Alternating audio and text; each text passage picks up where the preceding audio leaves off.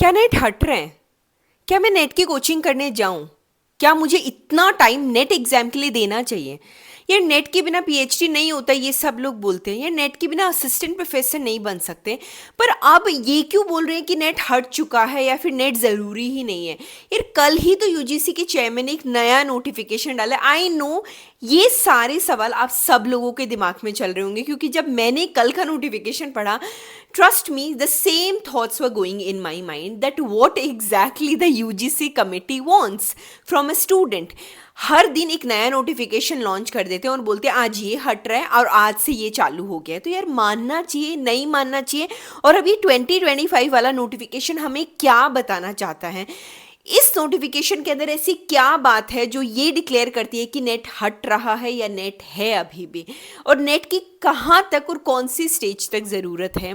क्या नेट की ज़रूरत सिर्फ पीएचडी तक है या क्या नेट की ज़रूरत असिस्टेंट प्रोफेसर बनने तक भी है या नहीं?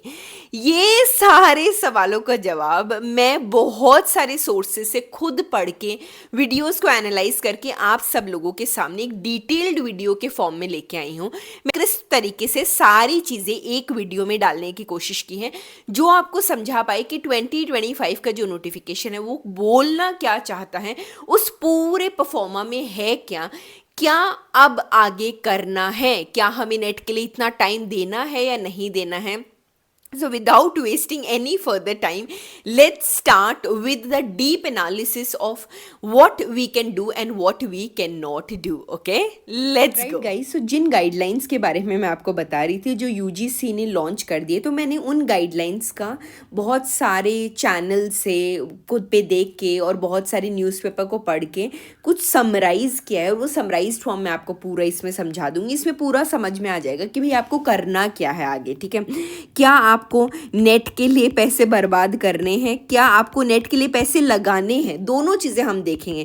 भाई पीएचडी अभी भी है क्या, एपीआई स्कोर बंद हो गया या नहीं हुआ, सारे मुद्दों पर चर्चा होगी इसी वीडियो में। तो चलो देखो गाइज, ये जो guidelines it is regarding the faculty recruitment, also contains promotion and the vice chancellor का अपॉइंटमेंट। 3 मुद्दों के ऊपर इस पूरी गाइडलाइन के अंदर बात की गई है। हमारा क्या काम है? हमारा काम अभी सिर्फ फैकल्टी रिक्रूटमेंट्स को ही देखना है। तो मुझे लगता है क्योंकि जो एज ग्रुप के लोग मेरे यूट्यूब के चैनल के साथ जुड़े हुए हैं, मुझे नहीं लगता वो वाइस चांसलर तक तो पहुंच गए होंगे, बहुत कम लोगों को छोड़ के। तो प्रमोशन के एरिया वाले लोग भी हैं।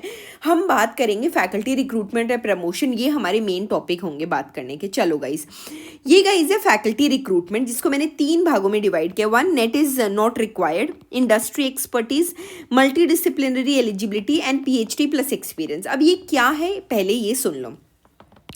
नेट इज़ नॉट रिक्वायर्ड, ये बहुत बड़ा मुद्दा है और इस मुद्दे का जो पूरा क्लेरिफिकेशन है मैं आपको दूंगी वीडियो के एंड में। बट उससे पहले बात कर लेते हैं पीएचडी प्लस एक्सपीरियंस की एंड मल्टी डिसिप्लिनरी। गाइस क्या किया है इन्होंने, देखो ये जो पूरा मैं आपको वो भी दिखाऊंगी जो मेन नोटिस आया है ना, हम वो नोटिस भी देखेंगे। ऐसा नहीं है कि बस हवा में बात कर ली और बात खत्म, नहीं नहीं भाई, हर मुद्दे के ऊपर हर चीज़ के ऊपर बात होगी।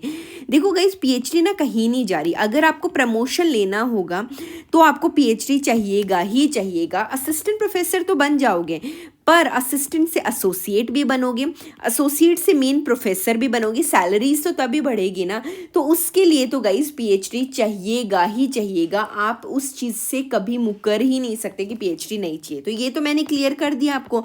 पीएचडी होगा, एक्सपीरियंस होगा, तभी आप असिस्टेंट से क्या बन सकते हैं, एसोसिएट बन सकते हैं। ठीक है, चलो एक पॉइंट तो आपका क्लियर हुआ। अब है मल्टी डिसिप्लिनरी एलिजिबिलिटी। पहले क्या होता था कि जैसे आपने मानो इंग्लिश में, पॉलिटिकल साइंस में, ज्योग्राफी में आपने बैचलर्स की, तो आप सिर्फ उन्हीं सब्जेक्ट्स को पढ़ा पाओगे। नहीं, ऐसा नहीं है।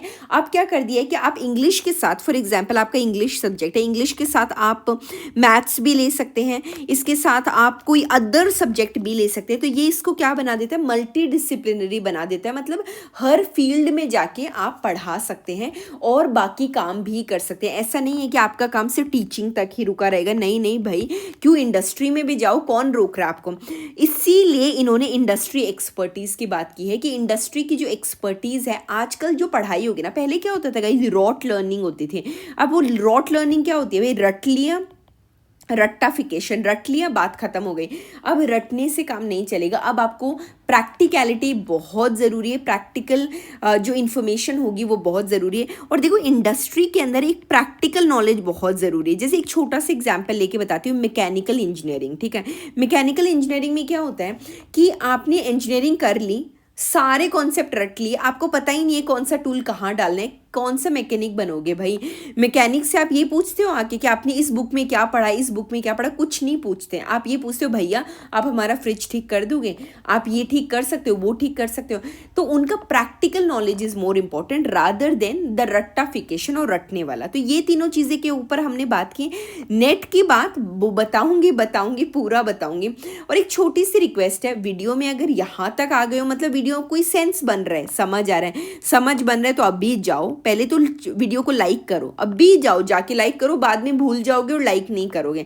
लाइक कर दिया, आप चैनल को सब्सक्राइब कर दो। सब्सक्राइब करोगे तो रोज कंटेंट आ रहा है, ऑलमोस्ट रोज कंटेंट आ रहा है, आपको कुछ ना कुछ तो सीखने को मिलेगा, आपके टाइम वेस्ट बिल्कुल भी नहीं होगा। This is my guarantee, this I assure you कि टाइम वेस्ट मैं नहीं करूँगी आपका, ठीक है। अब बात कर लेते हैं प्रमोशन के मुद्दे पे। प्रमोशन में मैं दोबारा आपको स्टार मार्क है, देखो पीएचडी ना कहीं नहीं जा रहा, पीएचडी जरूरी रहेगा ही रहेगा।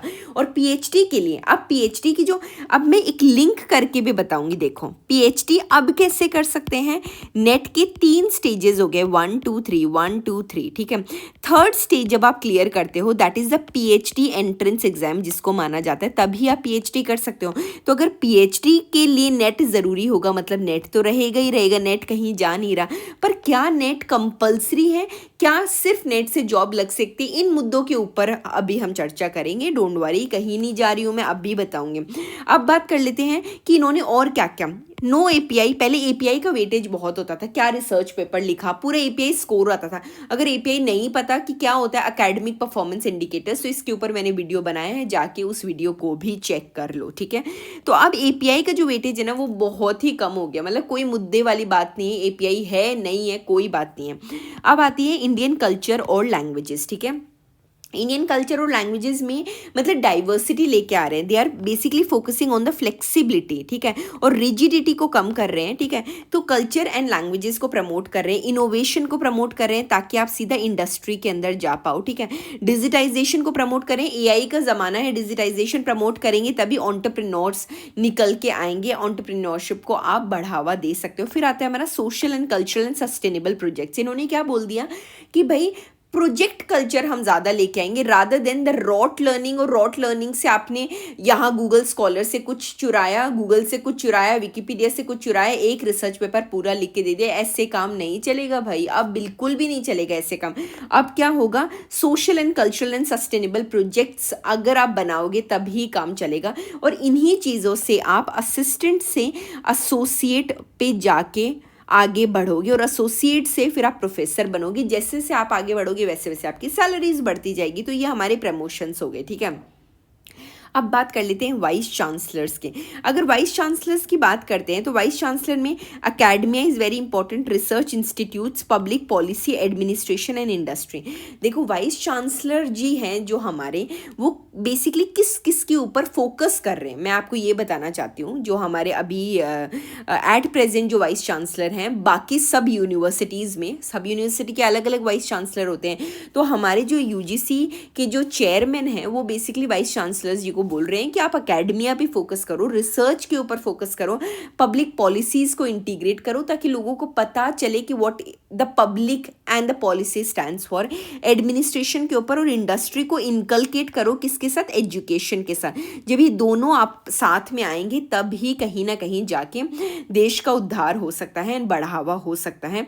और इसी के साथ एक छोटी सी न्यूज़ आप लोगों के साथ शेयर करना चाहती हूँ। हमारे एक सीबीएसई का मैंने वीडियो लॉन्च किया था, शायद थर्ड वीडियो होगा, बहुत अच्छा रिस्पॉन्स उसके ऊपर आया था। ये है सीबीएसई रिक्रूटमेंट से लेके।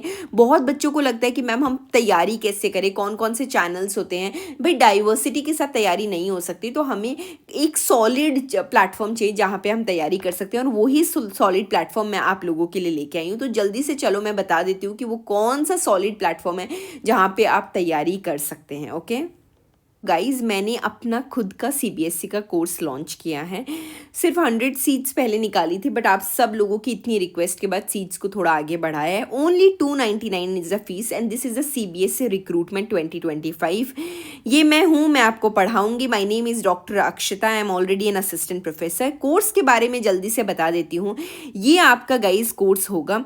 कोर्स जो है 15 जनवरी से प्रोग्राम शुरू हो रहा है, ठीक है। इसके अंदर हम previous year question papers analyse करेंगे, thematic study of core subjects करेंगे, करंट अफेयर्स के साथ कैसे डील करना है वो करेंगे, research guidance, effective note making, और टेलीग्राम ग्रुप आपका बनेगा जिसके अंदर आपको सारी इन्फॉर्मेशन मिलती रहेगी। कैसे ज्वाइन करना है, आपको इस गूगल फॉर्म के ऊपर लिंक के ऊपर क्लिक करना है। जैसे आप गूगल फॉर्म के ऊपर क्लिक करोगे आपको पता चल जाएगा कि आपको वहाँ जाके फॉर्म फिल करना है and you will be the part of my sweet and small family and this is the CBSE recruitment. तो आप जाओ, जाके चेक करो। अगर कोई भी इन्फॉर्मेशन सीबीएसई से रिलेटेड चाहिए कमेंट बॉक्स में जाके लिखो सीबीएसई, मैं आपको सारी इन्फॉर्मेशन उसकी भी दे दूंगी। दोबारा से चल लेते हैं हमारे इस पे, जिसके अंदर हमारा एक मुद्दा छूट रहा था कि यार नेट ज़रूरी है या नहीं, इसके ऊपर तो बताओ। तो गाइज मैं आपको एक सिंपल सी चीज़ बताती हूँ और ये सुनो ध्यान से ना। वीडियो तो आप लोगों ने देख लिया है कि यार नेट की ज़रूरत कहाँ कहाँ है, क्या क्या है। पीएचडी का देख लिया, एपीआई स्कोर का देख लिया है, वाइस चांसलर के क्या क्या मॉड्यूल के अंदर क्या क्या है वो सब हमने देख लिया है। बट एक मुद्दा अभी भी बचा है जिसके ऊपर एक फाइनल वर्डिक्ट देना बाकी है कि क्या नेट की हम तैयारी करें, प्रेपरेशन जारी रखें। तो मेरी तरफ से गाइज मैं सिर्फ आपको एक ही चीज़ बोलूँगी टू कंक्लूड दिस वीडियो कि नेट की प्रेपरेशन करना मत छोड़ो, करते रहो। क्योंकि नेट भले ही असिस्टेंट प्रोफेसर के लिए अभी इतना इंपॉर्टेंट नहीं है, बट असिस्टेंट से एसोसिएट भी तो बनोगे, एसोसिएट से प्रोफेसर भी तो बनोगे। नेट हर स्टेज पे काम आएगा। और क्योंकि नेट के अंदर 3 कैटेगरीज है, 1, 2, 3 and third category says that बिना नेट क्या पीएचडी में एडमिशन नहीं ले सकती। तो अगर पीएचडी ज़रूरी है तो उसके नीचे का स्टेप भी तो पूरा करना होगा, तो नेट ऑटोमेटिकली इंपॉर्टेंट हो जाता है। तो इन सारी चीज़ों को ध्यान में रखते हुए मैं आपको बस यही बोलूँगी कि अभी भी नेट की तैयारी करते रहो।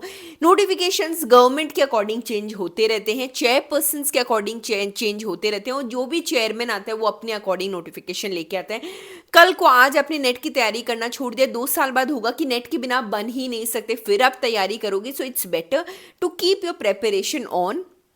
नोटिफिकेशन जो भी आ रहा है, नेट की ज़रूरत हमेशा प्रमोशन के लिए पड़ेगी ही पड़ेगी।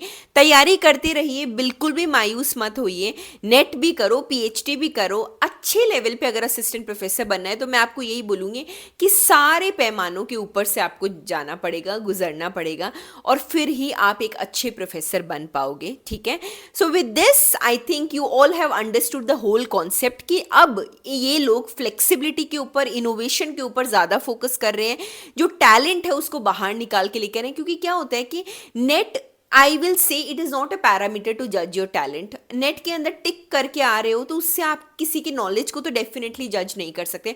तो उसी जजमेंट को हटाने के लिए इन्होंने थोड़ा फ्लेक्सिबल बनाया कि टैलेंटेड लोग बाहर निकल के आए, इंडस्ट्री एक्सपर्ट्स बाहर निकल के आए, और वो भी इस फील्ड में आ गए हैं। और सिर्फ एजुकेशन का मतलब टीचिंग ना हो, इंडस्ट्री में भी जाएं, एंटरप्रेन्योर में भी जाएं, सारी डाइवर्स फील्ड्स के अंदर लोग आगे जाएं और आगे बढ़ें।